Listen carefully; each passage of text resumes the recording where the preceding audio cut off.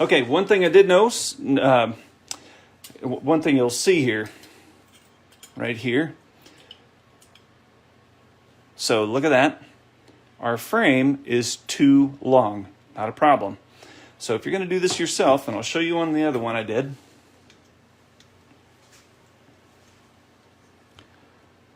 You need to cut and then either cut or cut and grind as you wish, or file. You don't have to grind, you could file it. You're going to want to file this or grind, shorten the frame to right where this hole for the screw is, right here. Okay? So if you look at that, you're going to grind this thing down and shorten that frame to right about here. You can see right here, there's like a 1 or something. Yeah, 1/64. So that number 1 right there, you're going to go right on the axle side of that number 1 to where you're just barely starting to get into that hole. Now, we're not going to reuse the hole. That doesn't matter to us. But what does matter is we got to cut that frame down so our cab will set nice and even like this one.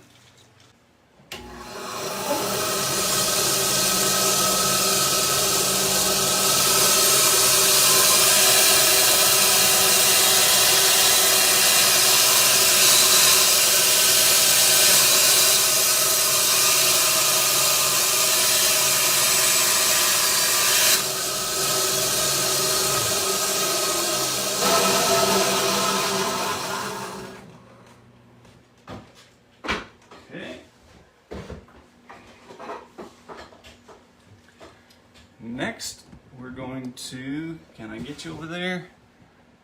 Yeah, there we go.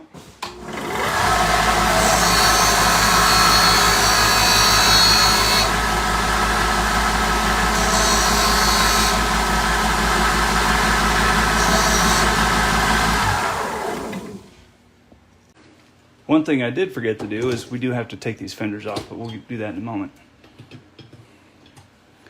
So now you can see that this cab is going to be just right.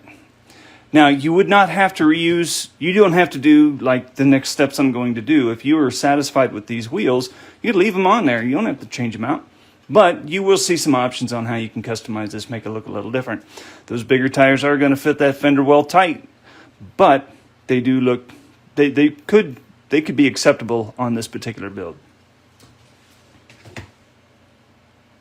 Okay, so I'm going to set that in there for now. We're going to go ahead and remove these fenders that I forgot to take apart. These fenders are plastic. If you use paint remover on them, they are going to turn to goo. Okay, so don't try it. Don't do it.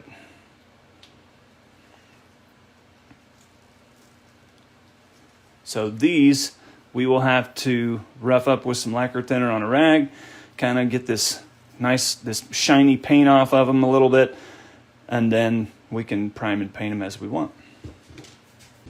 Here's my fancy paint thinner jar, or lacquer thinner jar. Now, we're not going to submerge this. Again, you leave this in paint remover, you're going to melt these fenders and they will be ruined.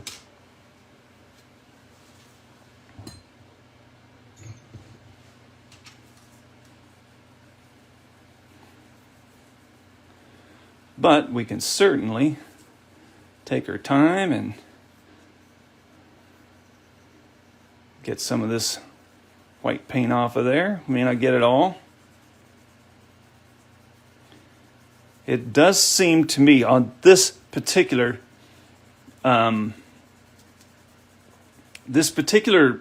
paint, for some reason, I did not remove all of the paint on practice. Matter of fact, I didn't even go to the extent that I'm going here. And what I found was the paint, the primer especially, it would just bubble up and it wouldn't really coat. It just looked splotchy.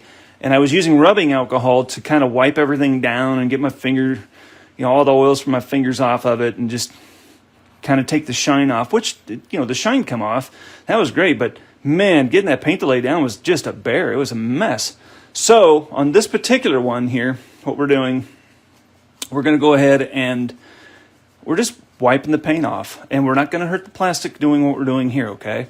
So be confident, and when in doubt, if you're using a different product or a different project, for example, if you're nervous at all, try a small spot that's obscure, out of the way.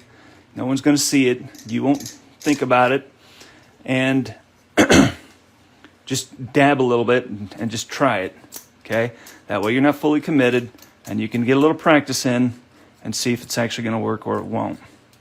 So I have a stubborn bit of paint right here, so we're just going to take our X-Acto knife and just kind of scrape that off a little bit. Again, we don't want to gouge it because we don't want any scratches or nicks in our paint. That would be not as much fun. Now, the glorious thing about this project, what we're doing is, if you guys choose to do one, and I hope you do, you don't have a whole lot of money in this. This isn't like you're tearing into a $70 or $80 DCP cab, right? That is the beauty about this particular cab. Everything's easy to take apart. It's just simple to take apart. It's not an expensive build, you know. And again, if you make a mistake, you know, you could practice on one, give it to your nephew or your best buddy or whatever, and then do another one for yourself after you've learned what not to do. So that is the glorious thing about working on some of these, don't want to say oddball, but I mean, it's not a Pete, it's not a Kenworth. And that's what makes it unusual. Most guys are customizing Petes and Kenworths.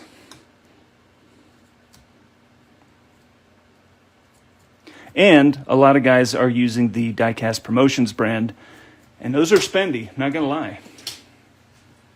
So if you're new to this and you want to start a project, this is the one for you, for sure.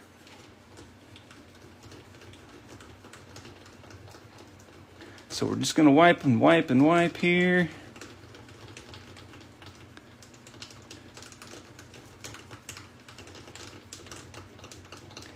Just getting some paint off, and that way that primer just lays down pretty. Aaron's here. Good to see you, Aaron. Thanks for stopping in.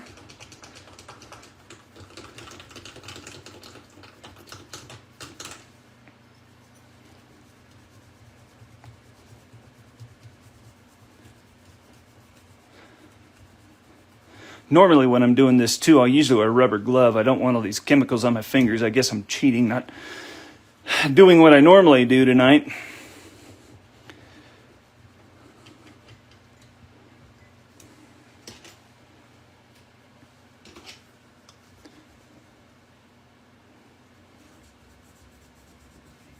Oh, let's get you in the camera so you guys can see what's cooking here, right? And I'm only going to do one of them in front of you here, this other one that I've got going on. I'm going to do two of these at the same time, but only one I'm going to teach on, and the other one, unless I break something and I can edit out the film later, right? And that way all my mistakes don't show up on live TV.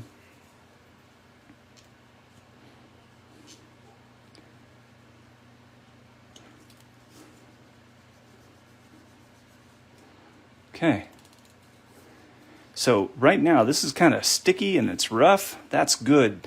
That's going to make that paint lay down real nice. It's going to stick, and hopefully it won't fisheye like I was having trouble with before. Okay, we got 4 minutes left of lesson 1, and we basically have our teardown done. Okay?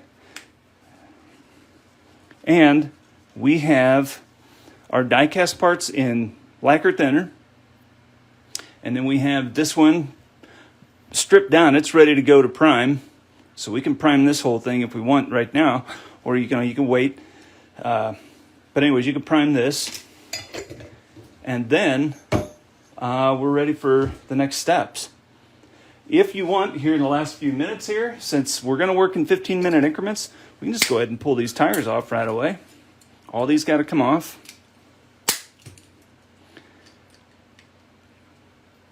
And if you're wondering where I got the tire tool, well, I can still get them, but they're not priced Before, they were 40 bucks, and that price is will change significantly. So I'm kind of looking at an alternative, and I just haven't got that figured out yet.